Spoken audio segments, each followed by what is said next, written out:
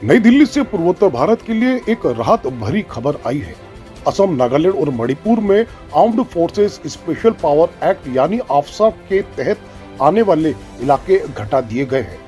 दशकों बाद भारत सरकार ने पूर्वोत्तर में अशांत क्षेत्र का दायरा कम किया है। केंद्रीय गृह मंत्री अमित शाह ने गुरुवार दोपहर सिलसिलेवार ट्वीट्स में इस फैसले की जानकारी दी। उन्होंने प्रधानमंत्री नरेंद्र मोदी को श्रेय देते हुए कहा कि यह कदम नॉर्थ ईस्ट में सुरक्षा की दृष्टि से बेहतर होती स्थिति और तेजी से विकास का नतीजा है। शाह ने पूर्वोत्तर के लोगों को बधाई देते हुए कहा कि दशकों तक भारत का यह हिस्सा नजरअंदाज किया गया है, लेकिन मोदी सरकार का फोकस इस पर है। एक दिन पहले ही असम और मेघालय के बीच 50 साल पुराना सीमा विवाद सुलझाने की दिशा में कदम बढ़ा था।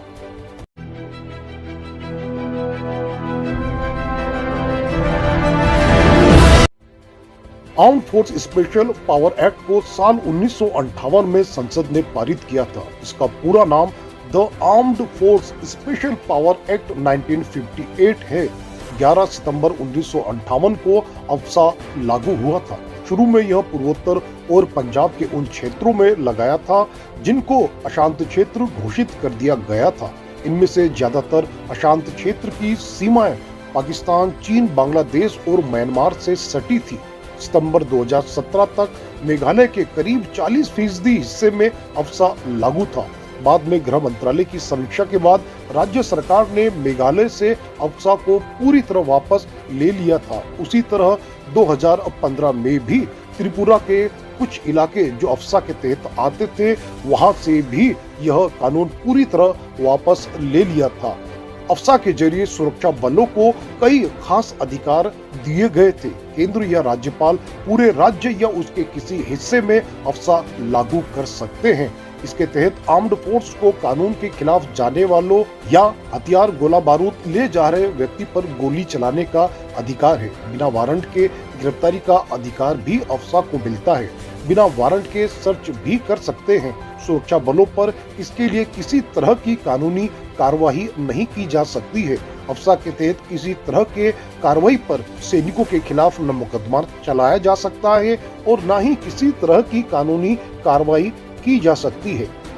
इस मुद्दे पे पूर्वोत्तर भारत में लंबे समय से काम कर रहे नंदकिरात देवान, जो पत्रकारिता के साथ साथ समाज सेवा एवं मानवाधिकार जैसे गंभीर विषयों पर जुड़े रहे हैं, आइए उनसे जानते हैं कि इस कानून को घटाने के बाद क्या हालात बन सकते हैं और अभी तक क्या हालात थे। सीधे बात करते हैं असम से नंदकिरात देवान से।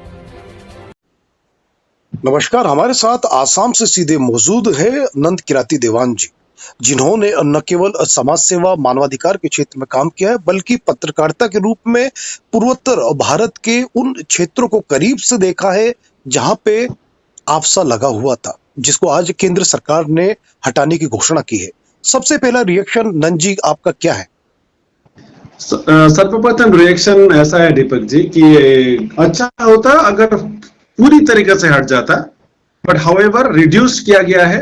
ये भी बहुत अच्छी खबर है, क्योंकि इसके लिए बहुत लंबे अरसे से नॉर्थ ईस्टर्न रीजन में लोग आंदोलित थे। यहाँ के सिविल सोसाइटी ऑर्गेनाइजेशंस आंदोलित थे। आपको मालूम है बहुत लंबे अरसे से यहाँ के लोगों ने इसका हटाने का मांग कर रहे थे। तो whatsoever arm force special power act जो है हमारे 3 राज्यों से, असम, नागालैंड और मणिपुर की बहुत सारे क्षेत्रों से हटाया गया। ये एक बहुत ही अच्छा खबर है और इससे ये दर्शाता है कि नॉर्थ ईस्ट में जो पूर्वा अनुमान था कि यहाँ एक डिस्टर्ब एरिया है, यहाँ ज्यादा टेंशन रहती है, इसका एक मैसेज जाएगा सर्व भारतीय पर्याय में कि वहां अभी हालात बहुत सुधर चुका है। इस तरह का एक मैसेज जाएगा और ये एक अच्छा संकेत है।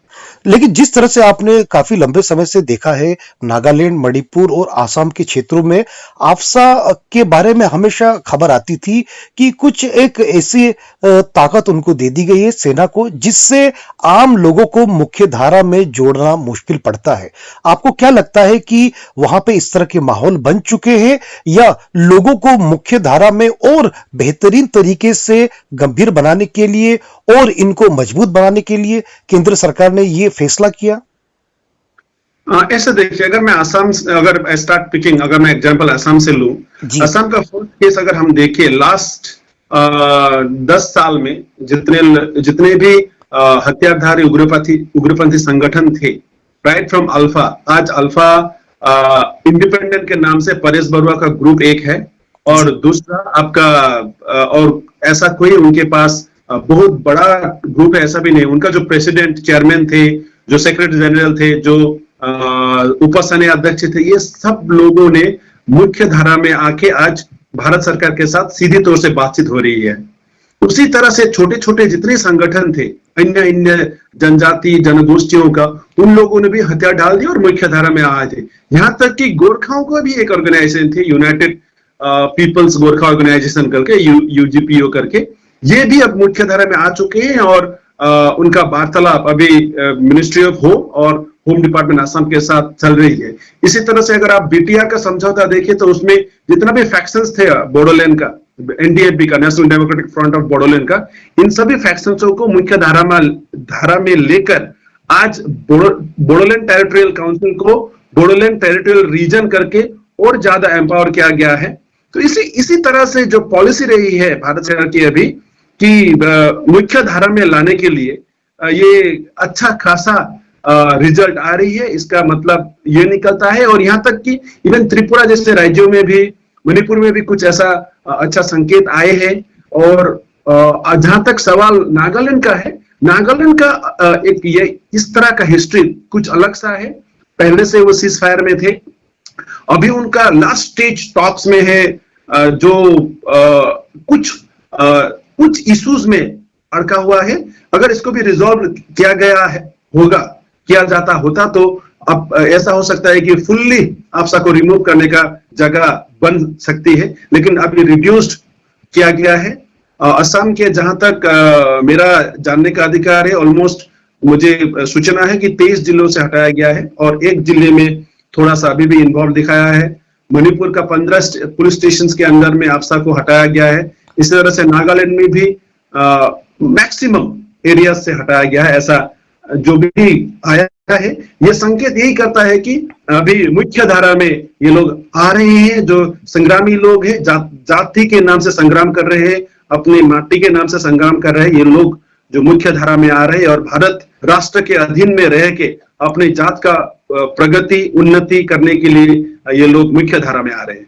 जिस तरह से अगर हम बात करें नागालैंड में, तो बीते 63 सालों से आपसा कानून वहां पे लागू था और असम में तकरीबन 32 सालों से। तो आपको लगता है कि वाकई जो केंद्र सरकार का ये निर्णय है उसको पूर्वोत्तर भारत के लोग सकारात्मक रूप से लेंगे, या आपको क्या लगता है इसके प्रभाव आने वाले समय में क्या नजर आएंगे? डेफिनेटली देखिए, ऐसा है, ये जो जिसको हम लोग संग्रामी सेक्शन कहते हैं, या तो अगर गवर्नमेंट की लैंग्वेज से असम के जो लोकप्रिय मुख्यमंत्री हिमंत बिस्वा शर्मा, वो कहते हैं कि इन लोगों को हमको टेररिस्ट कहना नहीं है, इन लोगों को हमें एक अपने लोगों की तरह ट्रीट करके मुख्य धारा में लाना है। इसके चलते उन्हें टेररिस्ट जैसा शब्दों को हम इस्तेमाल ना करें, क्योंकि वो राष्ट्र के विरुद्ध जाने का काम करने से भी ये लोग सिडिशन जैसे या देश के आंतरिक मामलों में दखल देने से भी ये लोग अपने लोग हैं जो घूर के घर आ सकते हैं।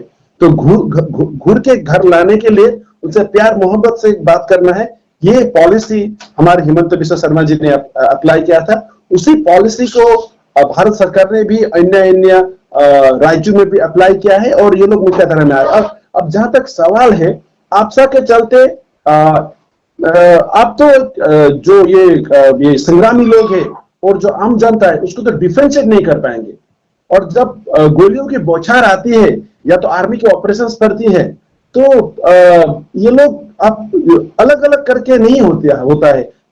आम आदमी भी इसके जो गोलियों के बौछार हो या फिर उसका जो एक्शन हो, उसका एक्शन का ऑपोजिट रिएक्शन भी आर्मी को भी मिलता है, सिक्योरिटी फोर्सेस को भी मिलता है, और आम जनता भी उसमें उसका अधीन में आ जाता है और उसके ऊपर भी एक्शन हो जाती है। इसी तरह के रिसेंटली एक अपरासा मॉन डिस्ट्रिक्ट में घटना हुआ था, ऑकिंग का घटना। ये घटना ने बहुत सारे भारत में इसको बहुत नजदीक से देखा गया था कि किस तरह आर्मी ने पावर मिसयूज किया हुआ है अफसा के चलते।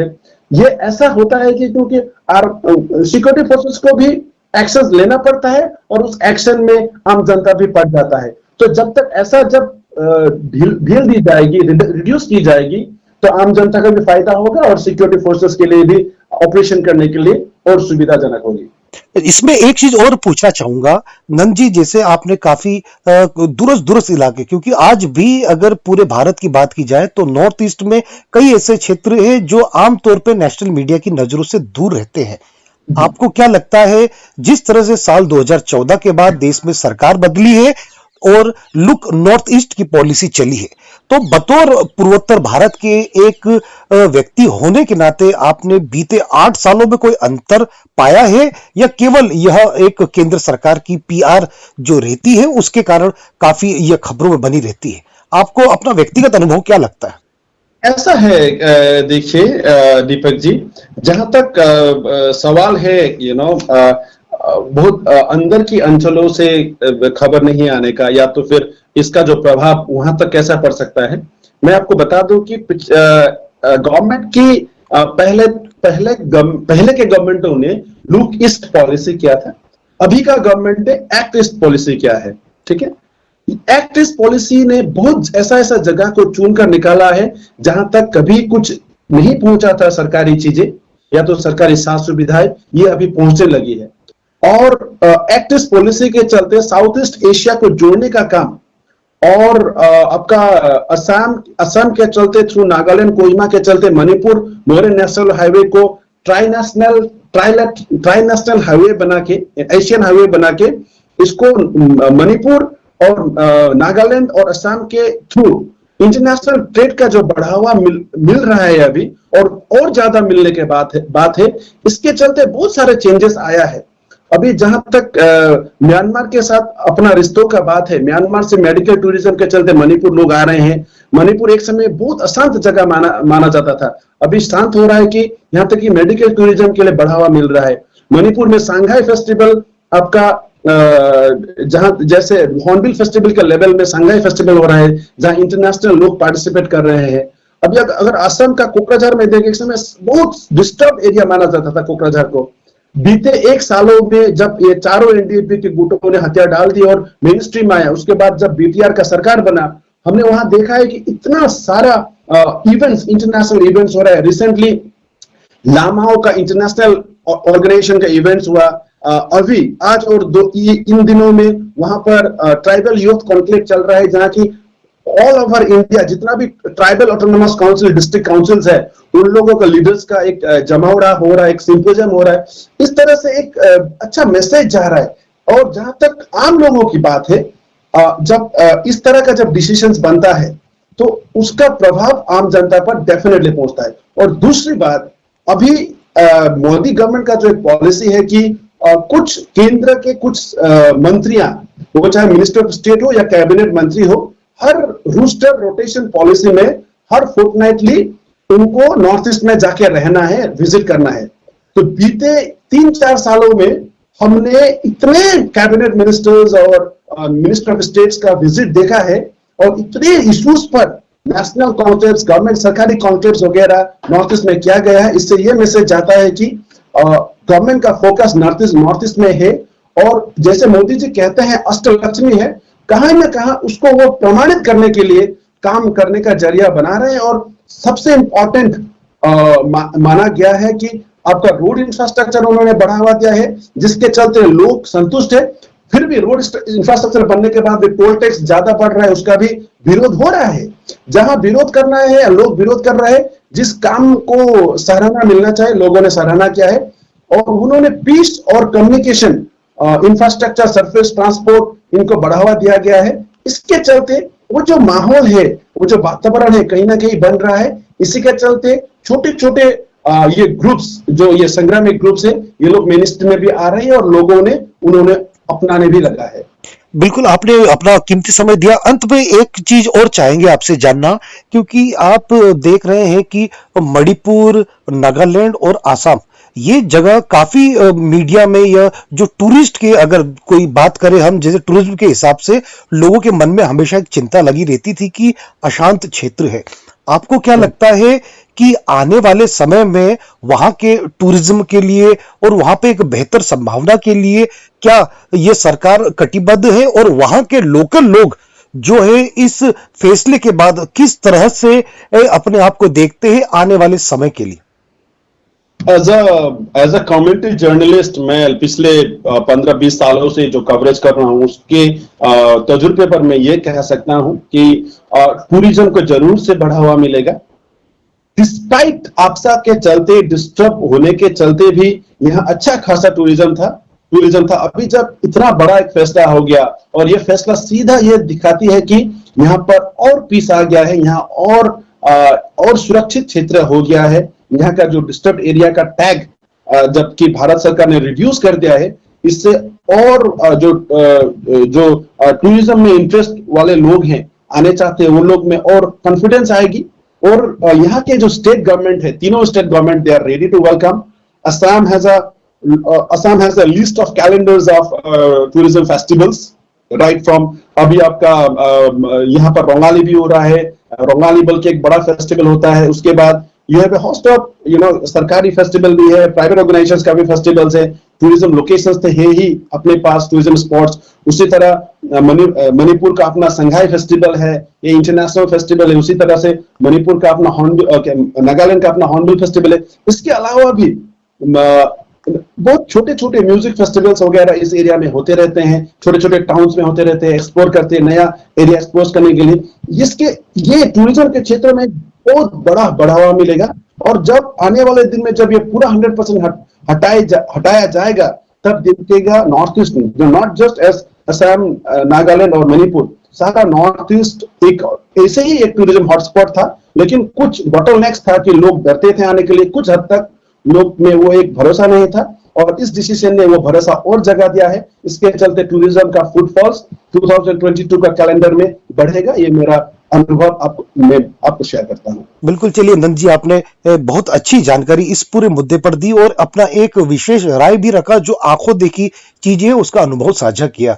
हम तो चाहते हैं कि जिस तरह से चाहता हूँ दीपक कि ये जो इश्यूज है हमारे यहाँ पर, ये खत्म हो जाए और एक शांति का वातावरण बने और यहाँ का जो उन्नति प्रगति है शिखर छू जाए। मैं ये चाहता हूँ हमेशा से। और यहाँ के लोग रिवोल्यूशनरी थे और रिवोल्यूशनरी रहेंगे। जब भी केंद्र सरकार या कोई भी तत्व यहाँ को उत्पीड़न, यहाँ को एक्सप्लॉइट करने चाहेंगे, यहाँ पर विरोध होगा। लेकिन जब भी टॉक्स होगा या कुछ भी ऐसा होगा, यहाँ के लोग टॉक्स में बार्गेन करके अपना हिस्सा लेने भी जानती है।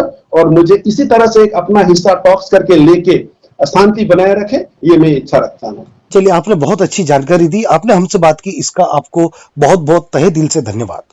Thank you so much. Thank you.